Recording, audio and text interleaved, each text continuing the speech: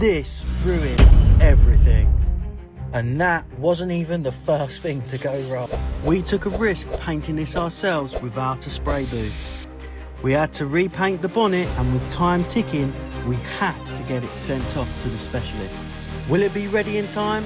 You're about to find out.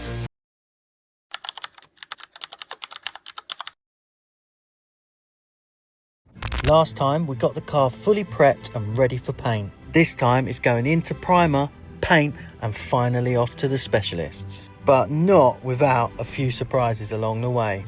With the prep finished, it was time to mask everything up and lay down the first few coats of primer. On the big panels, we went with a 2-pack high build primer, layer after layer, slowly building it up before baking for 30 minutes under infrared lights. Once cured, we dusted on a black guide coat and sanded it back. 400 grit on the DA, finishing with 800 wet. The surface was flawless and ready for paint. Then came the rear bumper, and that's where it all went wrong. The edge reacted, or pickled as Phil likes to call it. For a second it looked like we'd just ruined the finish, but we weren't letting this set us back. Sand it down, clean it properly, reprime. Crisis averted and back on track. So we are prepped, ready for paint. See how we get on with the painting. I'll try and show you, how to paint a car. I don't have a clue what I'm doing. I'm learning as I'm going along, but we'll see how we get on. But that's how she looks at the minute. She's prepped, ready to go. Primer's on, it's sanded, and it's now time for the part that really decides whether this car will look incredible or terrible, the paint. We're spraying Honda's Nighthawk Black, a deep metallic colour that can look incredible or an absolute disaster. The key?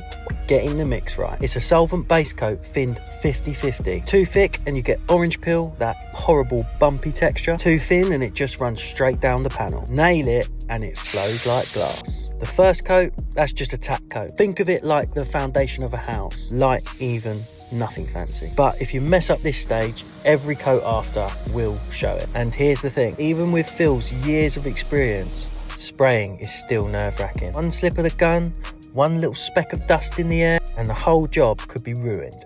Back to square one. We slowly built the colour up over 3 coats, each one adding depth and richness. After every pass, you wait. That's called flashing off, where the solvents evaporate before the next layer goes on. Rush it, instant disaster. Finally comes the control coat. Light mist across the panels makes the metallic flakes stand up and catch the light evenly. This is the moment it all comes alive. With every pass, the car shifts, the colour dances, and for the first time, you can see the Honda transforming right in front of your eyes. Right guys, ignore the state of me, but we're mid-painting. Phil's just prepping the lacquer, but as you can see, she's starting to look good. This is the most nerve-wracking stage of the whole build. Clear coat or lacquer. Get it right and it shines like glass. Get it wrong and you're sanding it all back to square one. We're mixing 2 parts lacquer to 1 part hardener. Then give it 20 seconds in the microwave. Sounds crazy, but in a cold workshop, it's the trick to make it flow perfectly through the gun. The first coat isn't about shine, it's about control. Light pass to give the next coat something to grab onto. Too heavy too soon, it will snag or run. From here, it's all about building up depth, 1 layer at a time. Each panel lays down more gloss. You can almost see the panels come alive under the gun. It looks effortless, but every trigger pull is high stakes. 1 wrong move and you're redoing the whole car. And then, disaster. A drip came straight out of the gun and onto the bonnet. But with the rest of the car still to spray, we had to carry on and hope we could save it later. With the pressure on, we pushed through, layering coat after coat until the whole car was wrapped in clear glass. The finish isn't perfect yet, but that's the beauty of lacquer. Wet sanding and polishing will take it from good to showroom. And there you have it. That is 1 car painted. Now we're going to leave it overnight, just to harden and dry, of course. And then tomorrow, flat polish, get it looking lovely. Ideally, we would paint it in an oven, but we haven't got one. So there you go. With the paint cured, it was finally time for the most satisfying part. Pulling the masking off and seeing that fresh paint for the first time. But before we could celebrate, we had a problem. That drip on the bonnet wasn't going to disappear on its own. Phil tried to flat it back carefully. The hope was we could save it without repainting. But with lacquer, it's a razor's edge. And sure enough, we burnt through. At that point, we knew a repaint was unavoidable. But instead of wasting time, we split the workload. Phil flatted back the panels we just sprayed, while I got to work bringing the untouched paint back to life with polish. Every bit we could save was one less job down the line. With the rear quarter polished up, we pulled the car inside and I moved straight onto the roof, front door and wing, working panel by panel through the full polishing process. I was using Auto Finesse Revitalise 1, 2 and 3, each step cutting finer than the last, from heavy correction right down to a glossy finish. Hey, that's not a bad finish, is it?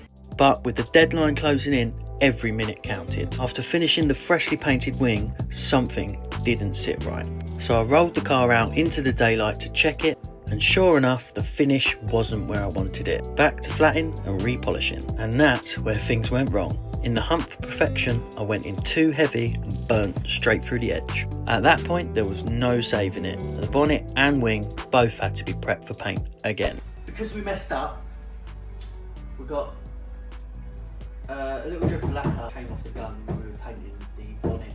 When we tried flattening it down, it burnt through. So we are going to repaint that. And me, when I was polishing, decided to burn through on the wing, so we're going to repaint that as well. Now the pressure was really on. The recovery truck was booked for the morning, which meant this repaint had to go perfectly. One mistake here and the entire project risked falling apart.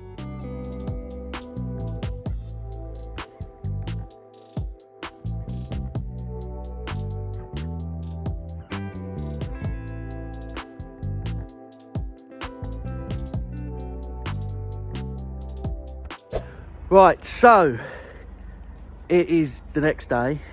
We've run out of time, unfortunately, because we have to paint the bonnet and the wing again, which is joyful, but it's getting picked up today and it is going down to JD Tuning to have all the mechanical stuff done, get the gearbox back up and running because it doesn't go in reverse, as you already know, and then get it running, get it ready for an MOT so we can get it back on the road. This morning I've got to fit the tail lights back on and put the indicator back in.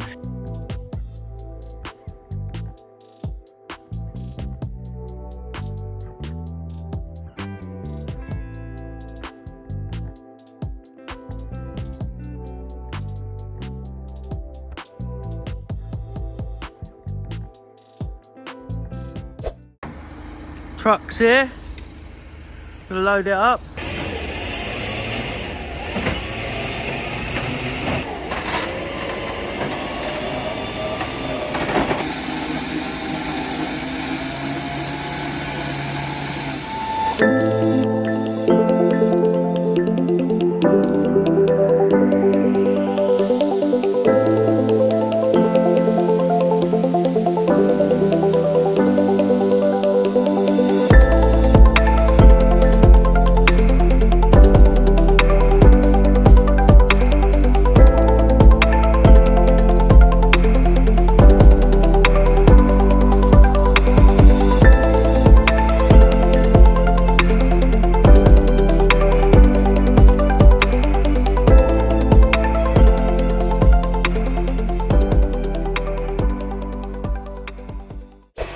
That is absolutely amazing. That car just started first time after 5 years.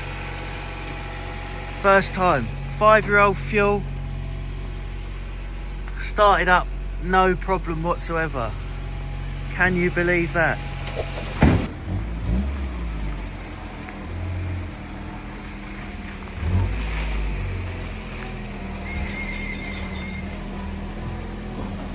Right guys, we've just arrived at JDT.